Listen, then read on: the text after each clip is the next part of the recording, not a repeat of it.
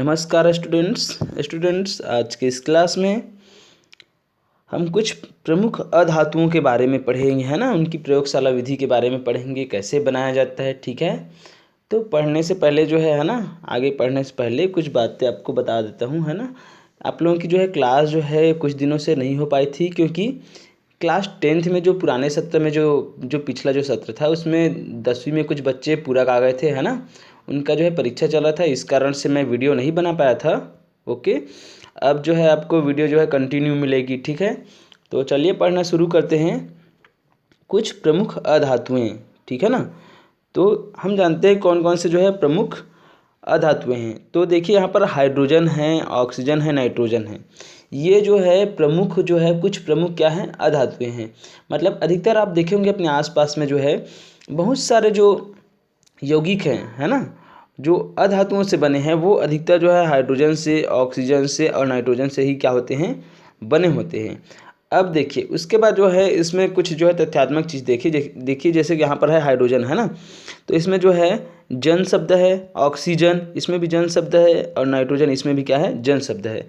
तो इसका मतलब क्या होता है ना। तो यहाँ पर देखिए जो है हाइड्रोजन जो है दो शब्द से मिलकर के बना है। एक है हाइड्रो, क्या किससे मिलकर के बना है, हाइड्रो, और दूसरा क्या है, दूसरा है जन, है ना। तो यहाँ पर जो है जो जन शब्द है ये ग्रीक भाषा का शब्द है, ग्रीक भाषा का जो शब्द है ना, जेनेस से जो है लिया गया है, किसको, जन को। और जन का अर्थ है बनाने वाला, ठीक है ना। तो देखिए यहाँ पर जैसे हाइड्रोजन है, तो हाइड्रोजन मतलब ये हाइड्रो का मतलब होता है जल, और जन मतलब क्या होता है, बनाने वाला। मतलब हाइड्रोजन मतलब जल बनाने वाला। ओके, समझ में आया। ये है इसका मतलब। ऑक्सीजन, जैसे ऑक्सीजन है ना, नाइट्रोजन है तो उसमें जन है, तो जन का मतलब होता है बनाने वाला। इसके बाद जो इनके जो यौगिक बनते हैं ना, तो वो उस यौगिक को बनाने वाला, ऐसा इसका क्या होगा, मतलब होगा। समझ में आया। उसके बाद हम आगे समझते हैं, कुछ फैक्ट जान लेते हैं। देखिए पृथ्वी पर जो है लगभग जो है 70% सतह पर क्या है, जल ही जल है। आप जानते हैं ना, यदि ये पृथ्वी है तो इसके लगभग जो है 70% जल पर, है ना। ये वाला जो भाग है ना, ये वाला जो भाग है इस पर क्या है, पूरा जो है जल ही जल है। ओके, समझ में आया। और जल जो है किससे बना होता है, हाइड्रोजन और ऑक्सीजन का ही जो है क्या है, एक यौगिक है H2O, जल का रासायनिक सूत्र है। ओके, समझ में आ रहा है। तो ये तो हो गया, ये तो हो गई जल की बात, है ना।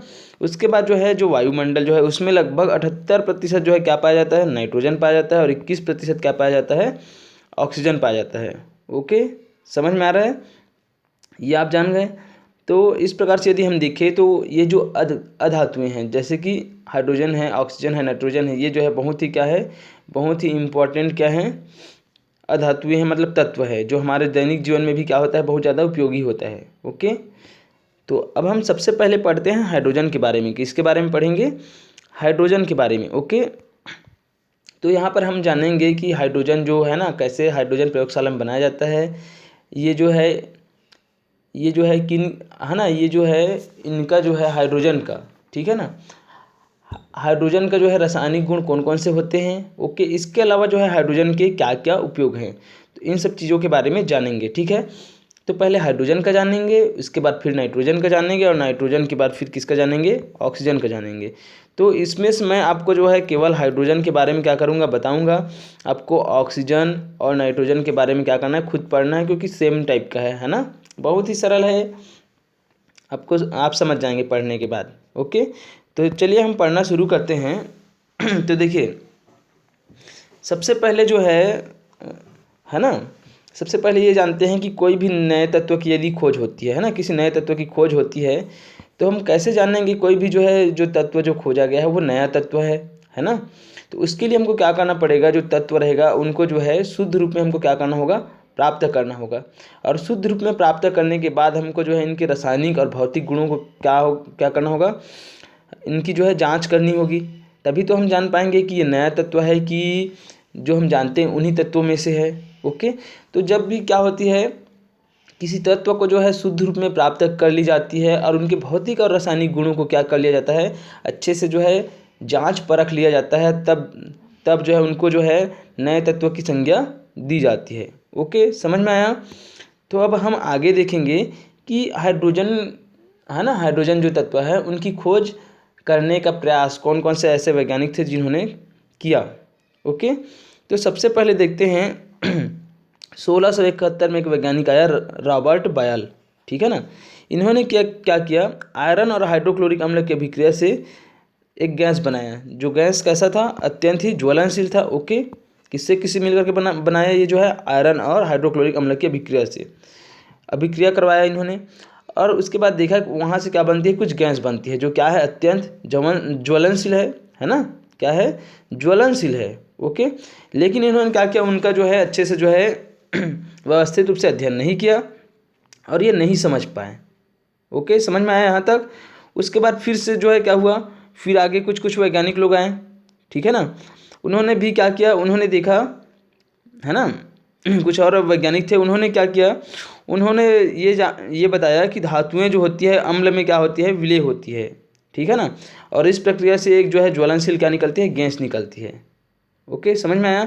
लेकिन वे भी क्या नहीं कर पाए, जो हाइड्रोजन जो है उनको जो है एक तत्व के नए तत्व के रूप में वर्गीकृत नहीं कर पाए, मतलब जान नहीं पाए। ओके, उसके बाद फिर जो अंतिम रूप से जो नाम आता है वो है कैवेंडिश का। किसका, कैवेंडिश का। आपको याद रखना है, कैवेंडिश इंपॉर्टेंट है इसमें, ठीक है ना। तो कैवेंडिश जो है सन 1776 में पहली बार क्या किया, सिद्ध किया कि अन्य गैसों से भिन्न है, इसलिए हाइड्रोजन की खोज का, मतलब ये जो है, ये कैवेंडिश जो था, इन्होंने क्या किया, ये जो है हाइड्रोजन जो गैस है ना, उनकी क्या की, खोज की। समझ में आ रहा है। और इसी कारण से जो है हाइड्रोजन जो तत्व है ना, उनकी खोज का श्रेय किनको जाता है, कैवेंडिश जो वैज्ञानिक है उनको जाता है। समझ में आया। ओके, तो समझ गए यहाँ तक, है ना। उसके बाद जो लवाइजिए था, लवाइजिए, है ना, लवाइजिए ने क्या किया, ये जो गैस जो प्राप्त हुई थी, ज्वलनशील गैस, है ना, उनको और ऑक्सीजन के संयोग से इन्होंने पानी बना लिया। किसने, लवाइजिए ने। और उनको क्या नाम दे दिया, हाइड्रोजन। किसको, उस गैस को। ओके, समझ में आया। तो इस प्रकार से क्या हुई, जो हाइड्रोजन जो गैस थी उसकी क्या हुई, खोज हुई। मतलब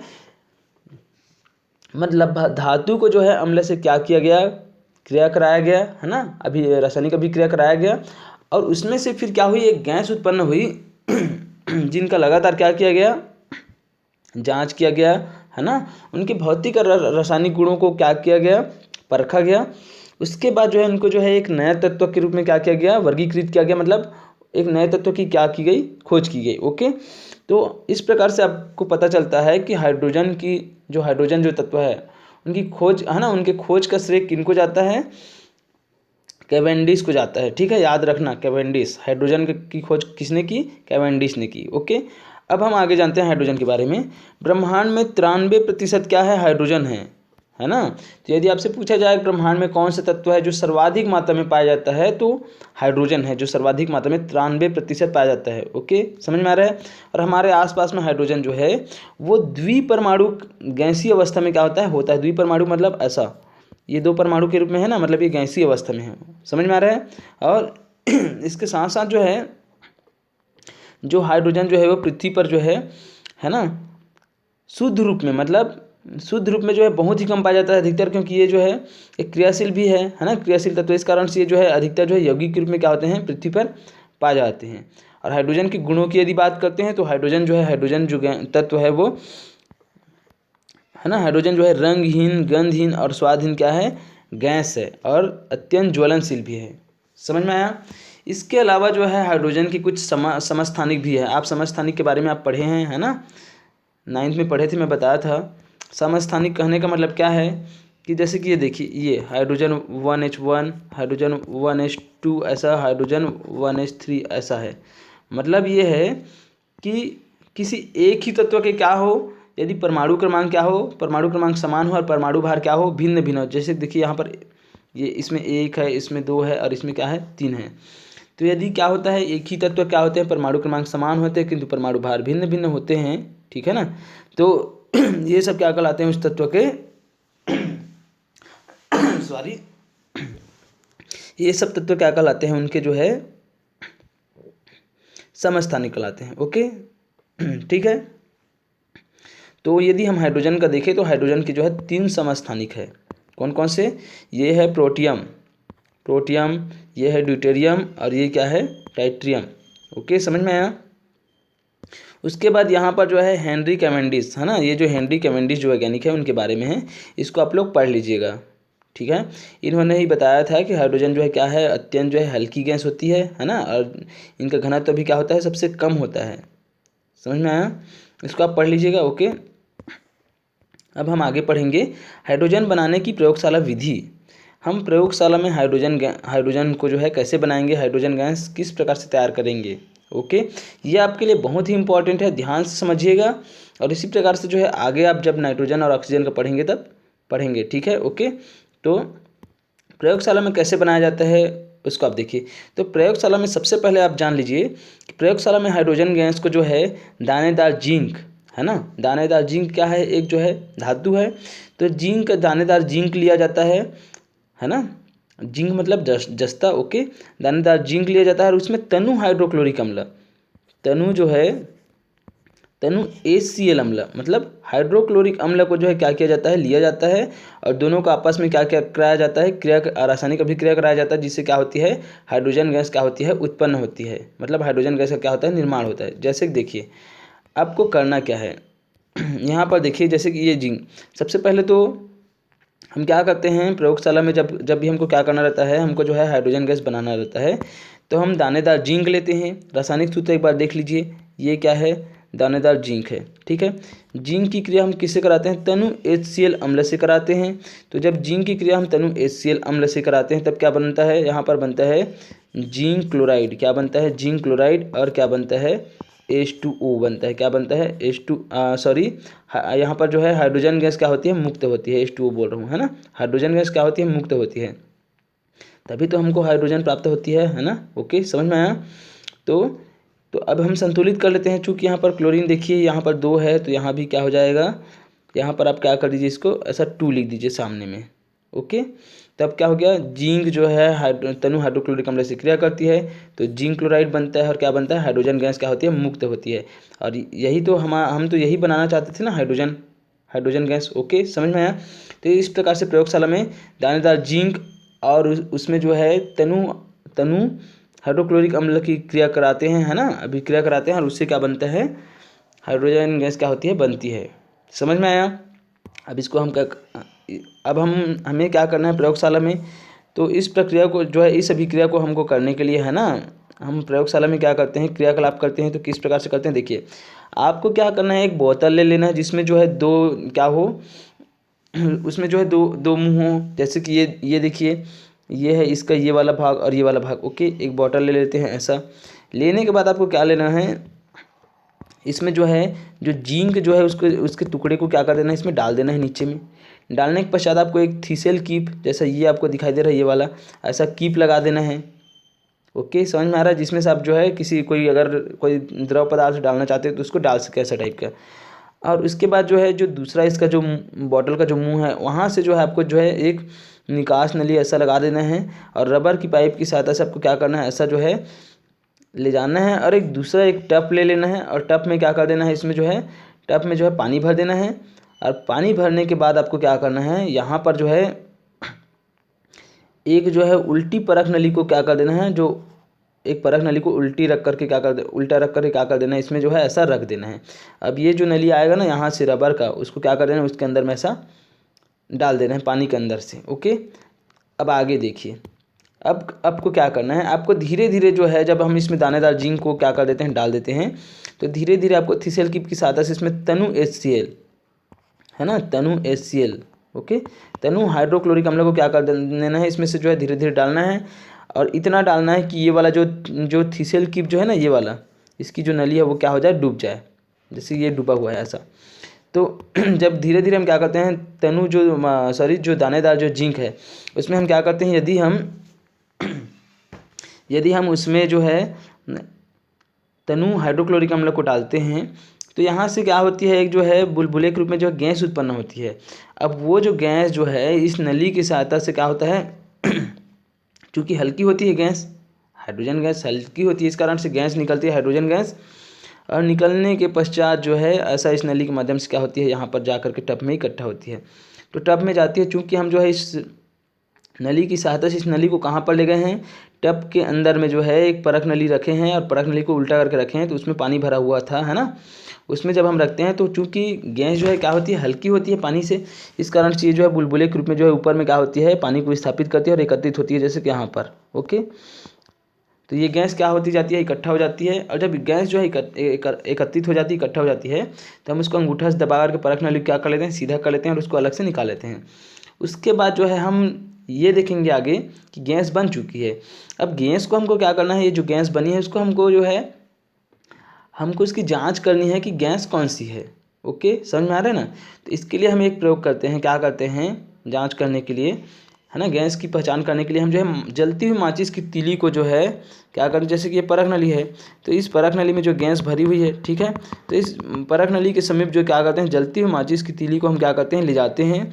तो ये जो है पॉप की आवाज़ करती है और तेज़ी से क्या होने लगती है, जलने लगती है, क्योंकि ज्वलनशील गैस है। ओके, तो इससे हमको पता चलता है कि ये जो गैस जो यहाँ पर बनी है कौन सी गैस है, वो जो है हाइड्रोजन गैस है। कौन सी गैस है, हाइड्रोजन गैस है। ओके, तो इस प्रकार से हम क्या कर सकते हैं, इस प्रकार से जो है हम प्रयोगशाला में हाइड्रोजन गैस को जो है क्या कर सकते हैं, बना सकते हैं, हाइड्रोजन बना सकते हैं। ओके, समझ में आया।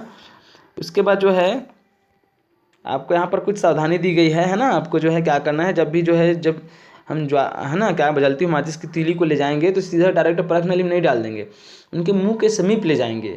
समझ में आ रहा है ना, नहीं तो क्या हो सकता है, वो जो है तेजी के साथ जो है ब्लास्ट हो सकता है, जल सकता है, क्योंकि ज्वलनशील गैस है इस कारण से। ओके, उसके बाद जो है हम आगे हाइड्रोजन के रासायनिक गुण देखेंगे।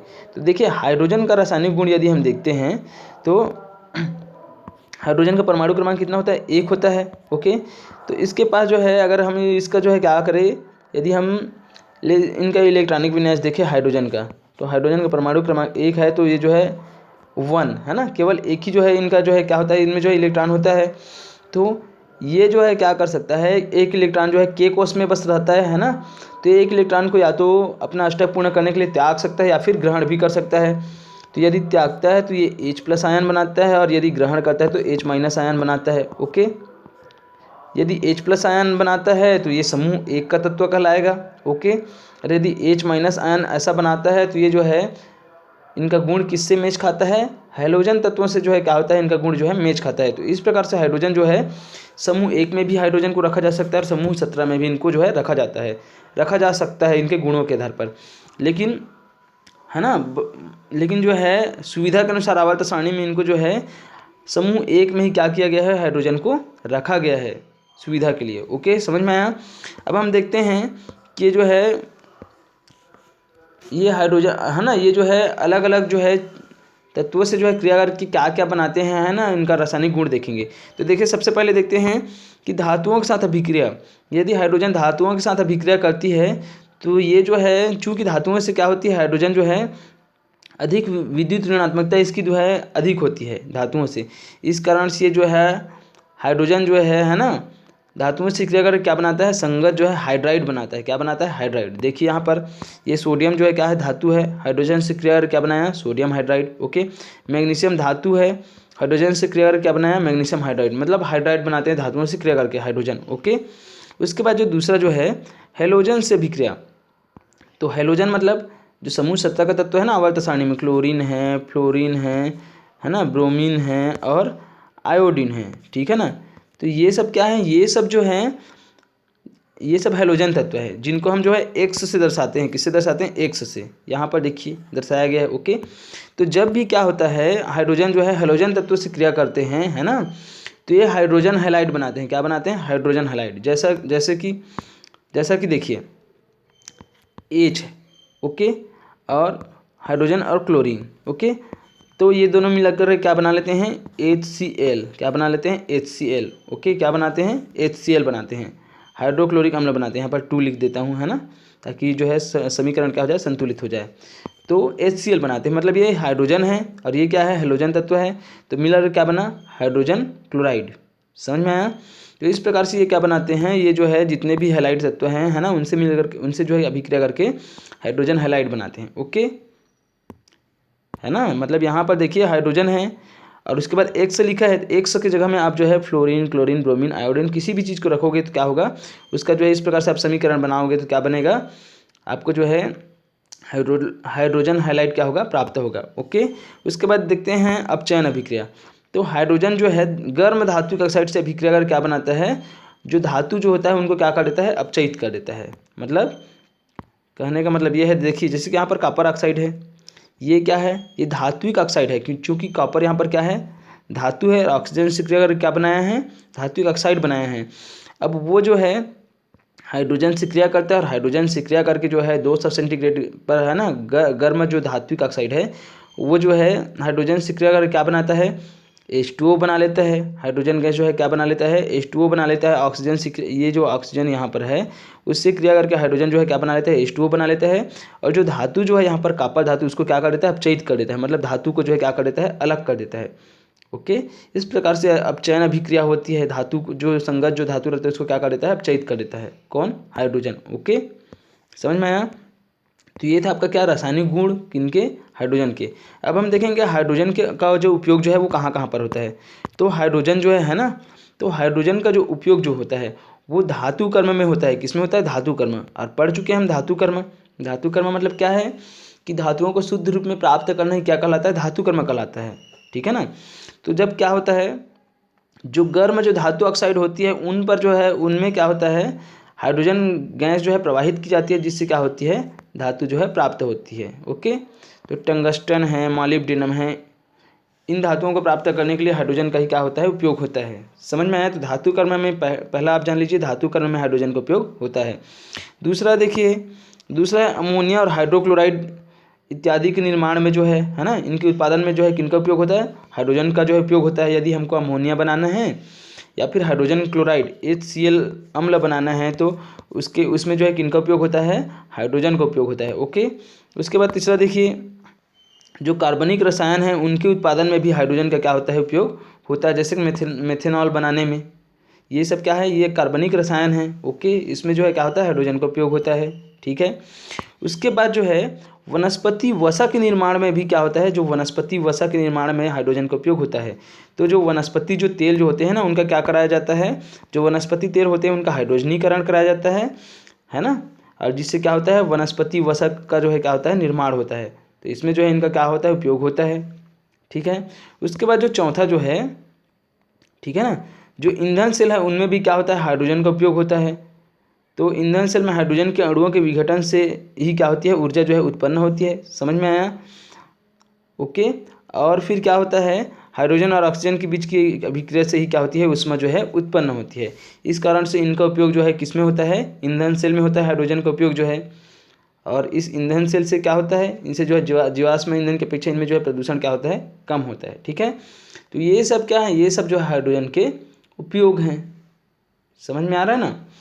तो ये सब हाइड्रोजन के उपयोग हैं। तो इस प्रकार से हमने जान लिया कि हाइड्रोजन जो है, हाइड्रोजन के जो है किस प्रकार से बनाया जाता है प्रयोगशाला में, इनके रासायनिक गुण कौन कौन से हैं और इनके उपयोग कौन कौन से हैं। ये बहुत इंपॉर्टेंट है, आप इसको याद कर लीजिएगा बहुत ही अच्छे से, है ना।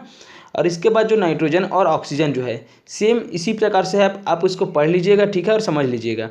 वो जो है दोनों को मैं जो है आपके लिए होमवर्क देता हूँ, आप अच्छे से पढ़ लीजिएगा। ठीक है। और इसके बाद जो नेक्स्ट क्लास होगी उसमें हम जो है नया चैप्टर शुरू करेंगे। ठीक है। तो चूँकि हम जो है हमारा जो सिलेबस जो है ना, मंथली वाइज जो है जो असाइनमेंट आपका आता है, तो उसके अनुसार जो चैप्टर हमको दिया गया है असाइनमेंट उसमें सिलेबस में, तो उसी के अनुसार हम आगे जो है पढ़ेंगे।